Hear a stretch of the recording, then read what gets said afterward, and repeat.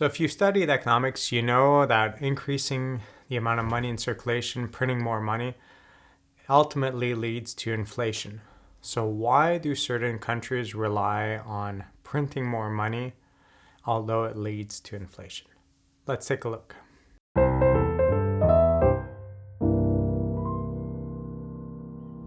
If a country wants to finance its expenditures, there's a few methods to do so. First method is through taxation, second method is through borrowing, and third method is through printing more money.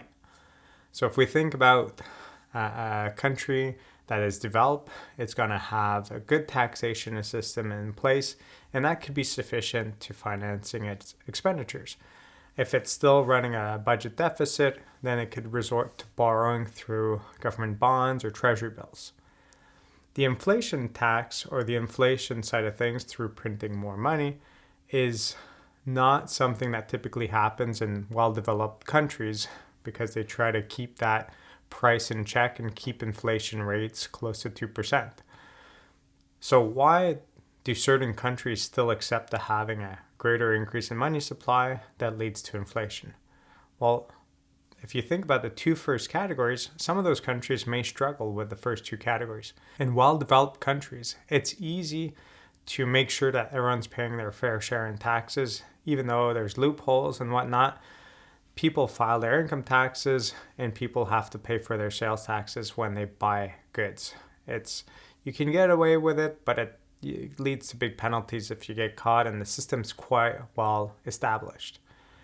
So that works really well in well-developed countries. Then there is the idea of having access to borrowing through treasury bills and government bonds. Well, that only works well if your country is seen as very stable and that people want to lend this country money through these bonds or treasury bills.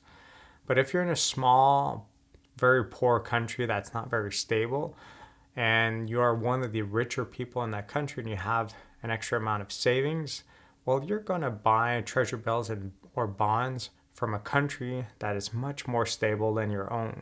So although you might have some individuals in the country that have the means to buying bonds and treasury bills which would finance the expenditure of your country, if they don't do so because of political instability, it makes it harder. So as soon as you eliminate those first two or you make it harder, then some countries might only be able to resort to the third option, which is printing more money. And printing more money is seen as an inflation tax. And the reason why it's seen as an inflation tax is although we're not taking people's money away, we're not saying you're earning this amount of income, we're going to take a portion away as income tax does. The amount of money that you get goes in the bank account, under your mattress, in your pockets. That doesn't change. But we say it's an inflation tax because through inflation, the purchasing power of that $100 that you have set aside falls. So it's as if the government, through this inflation process, has taken away some of your purchasing power. And while they do that, that's a negative to you. It's a positive to them because as they're printing more money and they're using that money to pay for their expenditures, they're able to pay for things that they wouldn't be able to pay for otherwise. So printing more money leads them to be able to pay for things, but it hurts you. So you cannot print more money without having a negative impact on people who hold money in your country. So not the best option to choose. I would normally never recommend the country to go through that process to financing its expenditures.